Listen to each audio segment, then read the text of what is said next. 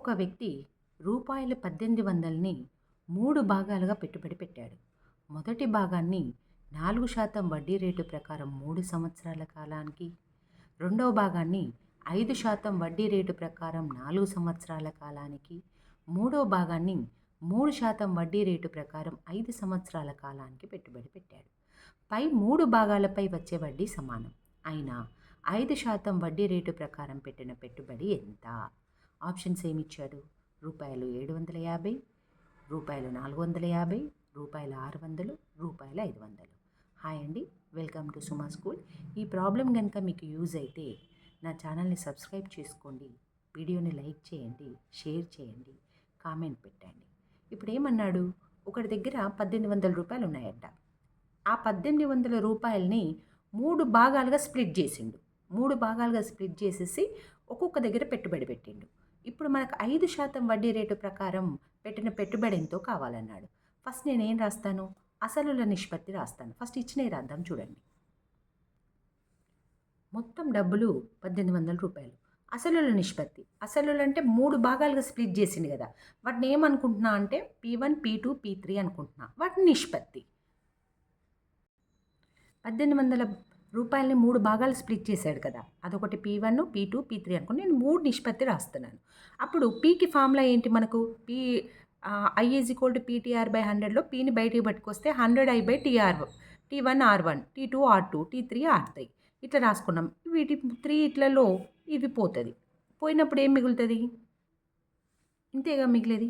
1/T1 R1, 1/T2 R2, 1/T3 R3. మనకి ఇప్పుడు T1 R1, T2 R2, T3 R3 already ప్రాబ్లంలో ఇచ్చాడు. అవన్నీ ఇక్కడ సబ్స్టిట్యూట్ చేద్దాం. ఇంతే కదా. T1 R1, T1 R1, T2 R2, T3 R3. 4% వడ్డీ రేటు 3 సంవత్సరాల కాలానికి, 5% వడ్డీ రేటు 4 సంవత్సరాల కాలానికి, 3% వడ్డీ రేటు 5 సంవత్సరాల కాలానికి. ఇప్పుడు వీటిని మల్టిప్లై చేసి ఎల్సిఎం చేద్దాం. చూడండి, 1/12, 1/20, 1/15. ఇప్పుడు 12, 20, 15ని నేను ఎల్సిఎం చేస్తున్నాను.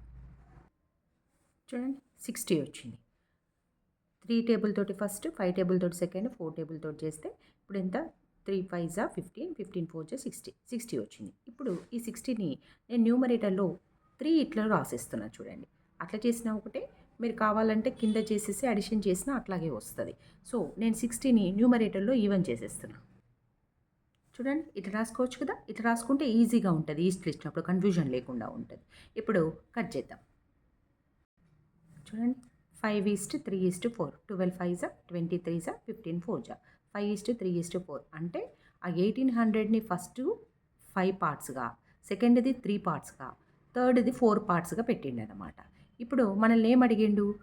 5% వడ్డీ రేటుది ఎంత అని అడిగిండు. అంతే కదా, క్వశ్చన్లు ఏం అడిగిండు? 5% వడ్డీ రేటు ప్రకారం పెట్టిన పెట్టుబడి ఎంత అని అడిగిండు.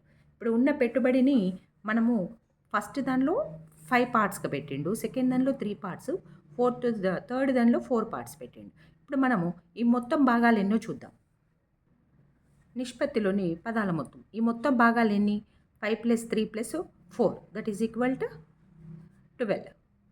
మొత్తం భాగాలేని 12. ఇప్పుడు మనల్ని ఏం అడిగిండు?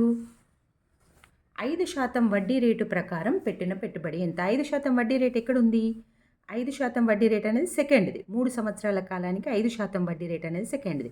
సో ఇందులో సెకండ్ది ఎంత? 3 భాగాలు. సో 3 భాగాలు ఎంతో మనం ఇప్పుడు పెట్టుబడి ఎంతో చూడాలి.